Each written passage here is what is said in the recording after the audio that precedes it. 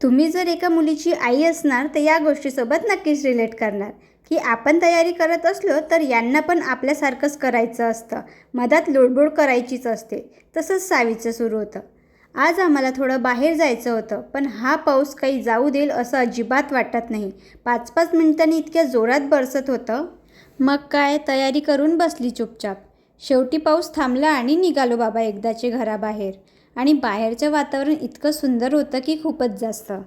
आम्हाला सावीसाठी तिचा स्कूलचा युनिफॉर्म घ्यायचा होता, म्हणून सर्वात आधी तिचा युनिफॉर्म घ्यायला गेलो. युनिफॉर्म ट्राय केल्यावर तिला किती आनंद झाला तुम्ही बघूच शकता. नंतर मला थोडा किराणा घ्यायचा होता आणि सावीसाठी टिफिन पण घ्यायचा होता. तेच घ्यायसाठी गेलो होतो. सगळं सामान घेता घेता इतका वेळ झाला की हे बोलले, चल आता बाहेरच जेवण करू. घरी गेल्यावर काय करत बसशील. मग काय, स्वयंपाकाला सुट्टी म्हणजे आपली तर पार्टीच असते ना. मस्त पोटभर असं जेवण केलं. चला तर भेटूया पुढच्या व्हिडिओमध्ये. बाय.